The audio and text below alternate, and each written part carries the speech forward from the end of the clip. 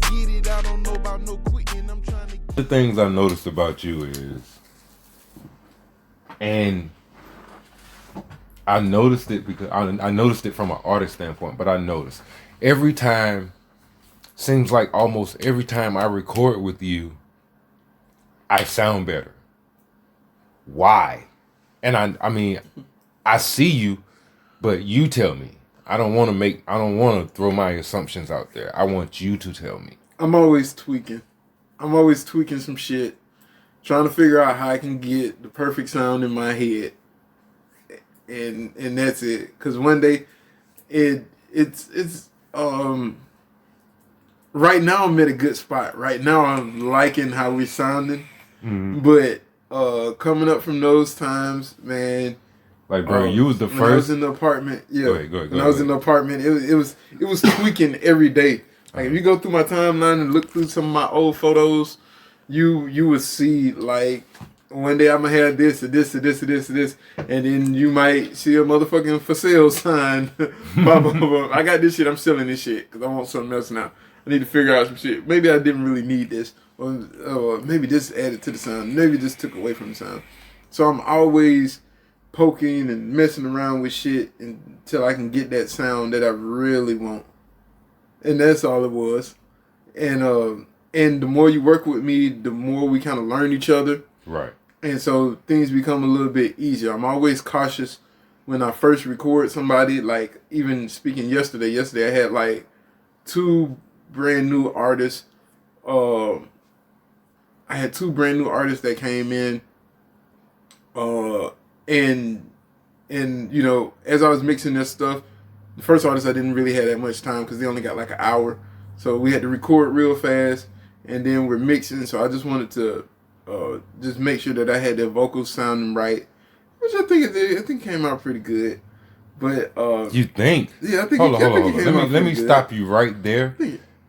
And I usually don't do this, but for those who need this, I'll say it. Pause. No homo. All that shit. But let me stroke your ego for a second, bro. Niggas done heard the quick mix. Like, bro, understand. Niggas is jocking you listening to my quick mixes off of my songs. Bruh. And you feel me? And see, and that's another thing. Like, niggas is jocking you based off of what you email me after I finish recording. You ain't touched it. Right. And see, that comes in preparing. Like I want that sound good coming in. And when I have time to tweak a little bit just to get it in and out. But I do, and just like yesterday, last Thursday, I went to the comedy house on a humbug. I was supposed to go in there just incognito, and that was it. But as soon as I walked in, motherfuckers just started calling my name. Sam, da-da-da-da-da-da-da-da. And I take things just as normal because I'm a normal motherfucker. Everyday person. Right. You know what I'm saying? And so well, other people look as great and shit, I just look at it as kind of normal. And I need to stop doing that shit too. I feel that in a sense I need to stop doing that shit. That everything that I do is fucking awesome and great and shit. But I'm just so... I come from a lowly beginning. Like, bro, you gotta understand. Like I say, like, yeah. And I could track you. I'm tracking you. Like I say, in my humble non-catalog of a catalog, I can go back and play all of those quick mixes and hear the progression and damn, my sound. Well, I just recorded.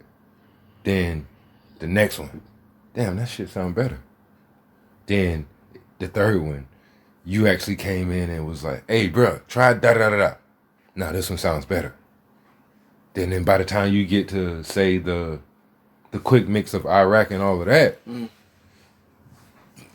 I'm not even gonna lie to you, bro. I'm half tempted to be like, fuck you. I'm not gonna ask you to mix this shit no further because you got me sounding nice. Word. On a quick mix. Yeah. Like niggas is, like I say, niggas is jocking you listening to the quick mix. You know what I'm saying? I've ran across niggas who I feel like, honestly, talent level wise. Well, I'm not shooting shots today. I'm not shooting shots today. It's not shooting shots Sunday. Right. But I've ran into niggas and they posed that question. Well, damn, bro, where you recorded? With Sam. Oh yeah, I heard about bro. Da, da. Even if you ain't came to see the man yet, you done heard about him. And to me, that speaks volumes. Like I'm hearing more niggas. And again, this ain't me shooting shots yet. But I'm hearing more niggas talking about Sam B mixing. Oh, I need to get in there. If they ain't been in there yet, I need to get in there. More than I hear these niggas talking about other actual, probably more prominent big name studios in the city. Right. You know what I'm saying? Right. And I'm assuming to stay on the motherfucker. Matter of fact, fuck it. Fuck it. Y'all take it how y'all want to, but I don't hear niggas talking about Quantum the way they be talking about my nigga Sam. The spot on Broad River. I don't hear niggas talking about the spot on Broad River the way the niggas be talking about my nigga Sam. Yeah. You know what I'm saying? I don't.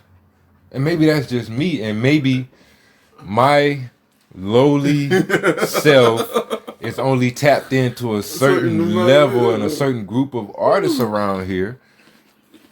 But it is what it is. I don't hear it. Right. You know what I'm saying? Even if they ain't been in there yet, if they didn't make it to the apartment, it's plenty of niggas around here know about Sam B mixing. Yeah. You know what I'm saying? It's one of these. It's a cat. Right now, he's making a little bit of noise. Jay Jordan. I'm gonna do that interview too. But Jay, when we first met, bro, where you record at? Sam B mixing. Oh, I gotta get in there. I gotta get in there. You know what I'm saying? I don't know where he tapping in is the single. I'm dropping niggas. But that's love, man. The bigger thing, yeah, and it's love. But the bigger thing is you. Like it's you. Right. Like without you, a lot of us, I don't know what we do. And that's because I'm sitting here listening to shit, and like I said, niggas is jocking your quick mix. You giving me better quality on your quick mix for what you're charging than some of these niggas is busting heads for. Right. I done heard motherfuckers I done threw this man like $100 to record me. Why your shit sound better and he charged you $25? Yeah, those are fun days, yo. But and then I get in my preacher teacher mode, and I'm like, bro, fuck with my guy. But some niggas you can't tell shit. Nah. Some niggas, you know what I'm saying, you have to show them better. You can tell them. Yeah. You know what I mean? Yeah, I know. I deal with all that good stuff too, man. And that's what I'm saying. That's like, bro. That for them quality people, they can just keep for that price. And I still and hats off to you, bro. You know, I had somebody come and tell me, man, when I was in the building, when I was still in the apartment, he was like, bro, you done went up on your prices, but you still cheaper than these niggas, and your quality's still better. But when you did, what was it, like $5-10 that you went up? It was something like that. I can't remember. It wasn't much because I remember that. I can't remember exactly how much it was. When me and you started our business venture together, you was at like 20. I think the last thing I recorded, I did it for like 30. Yeah. So I was in the motherfucking projects, it's man. It's not like you killing niggas. Yeah, and I was in the projects. There wasn't no need to goddamn bust motherfucking heads and shit, in a sense. And then I was still working to get my name out. And, yeah. So, and even right now, in the situation that I'm in now, I still don't have to bust heads. You know what I'm saying? I can still be reasonable. Because the numbers are probably there. Yeah. And see, I don't live like this super extraordinary life where I need to take all y'all money and steal from y'all and do bad business and you know, I don't have to do all that shit to live some lifestyle that I'm not. Like, and once you get into that shit, then motherfucker, you don't give a fuck. You just after the dollar. Then So what's more important to you? putting out. Recording somebody that you actually like and that you actually believe in, or making your money? Because please understand, I know you'll do both. Well, yeah. Once if the talent is there, man, I don't even worry. I be so lost in the fucking music, man. The money is just an exchange of energy.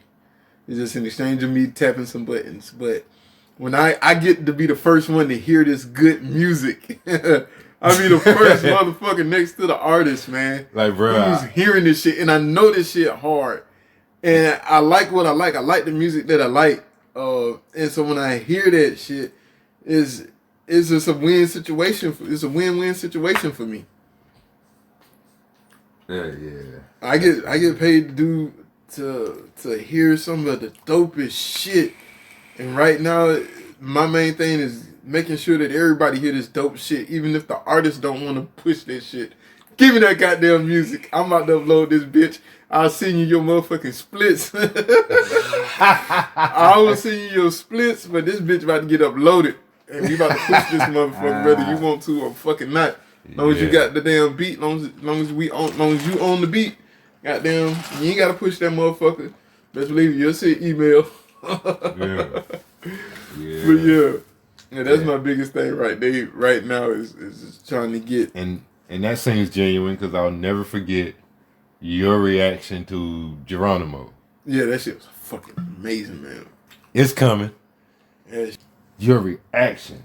Oh my gosh. He was like, wait, what? You ain't never did no shit like this. Yeah, man. I tell you, I love my music, man. Like, I love my music. Is that so that's at the root of it. The love of music is at the root of it. Yeah. I love being in the creation process. When the artists be on their shit and they and just to throw it off, like, I like good preaching. Like, I like good preaching. I like good words. I like inspiration. I like all that shit. So when I be here and y'all put that shit with the music and we blend that bitch together, there's no other feeling like it in the world, man. And like I recorded songs that I didn't even know what the people were saying, like in other languages. Worked on music. Oh, that's dope. And just the feeling of it. Worked on instrumentals, worked on producers and music, and just sitting back and just hearing the different elements that they composed the beat with, man. It's a beautiful thing. It's a beautiful thing, and just like I said, the words, like even yesterday, one of the like, motherfucker can't tell me shit now. My first performance was as an artist doing hip hop was at the Well on Farrow Road in like 2011. It was hosted by I forget what they were actually calling themselves. I forget what he was actually calling, what actually was the entertainment company that did the show. But Raul was I guess the head man of it, putting it together and getting the acts and all this other good stuff. So this is like 2011. I was already listening to his music before, and he told me he's gonna bring me some CDs of the song that I want to hear, Long Days, Slow Nights.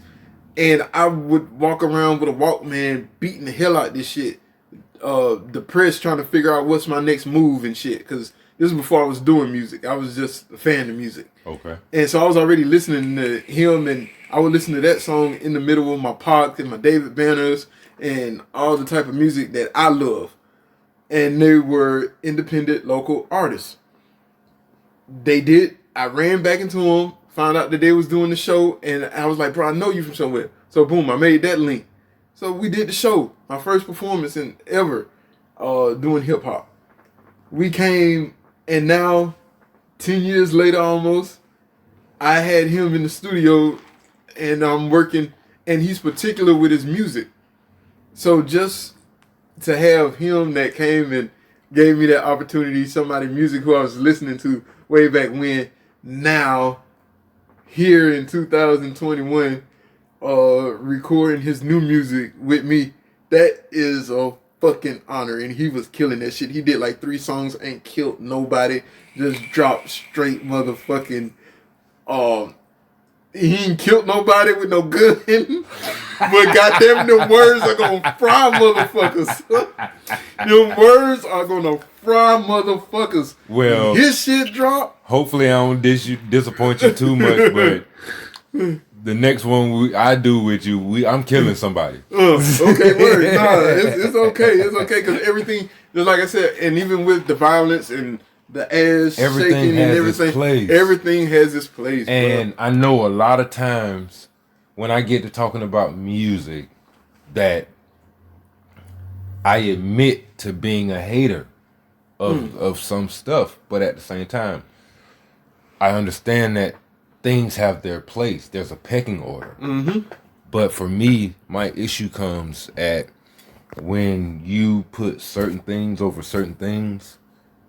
And you disregard point blank period raw unadulterated 100% no cut skill just because of, and I had this conversation with somebody else. But them fans, I don't mean to cut you off. I understand. Them the fans. I understand. But like and I'll say it the same way I said it to a person I was having a conversation with about it. When you hear Chemo and Bird Daddy Cool Breeze off with his head, and you opt for some other nigga just because he bang, fuck you. Yeah. Because the talent is on off with his head. Yeah. But because this and like I said, that's another conversation that I had with somebody. Agree. But like that's you can't to me. And that goes back to that goes back to what I said earlier. Like the hot niggas, they might not fuck with me, but your bosses, they gonna fuck with me. You know what I'm saying? Yeah. And that's what it kind of boils down to in a sense, man. Like I guess motherfuckers is just like what the fuck they like. I'm trying to get it, I don't know about no quitting. Whoop, whoop. I'm trying to get it, I don't know about no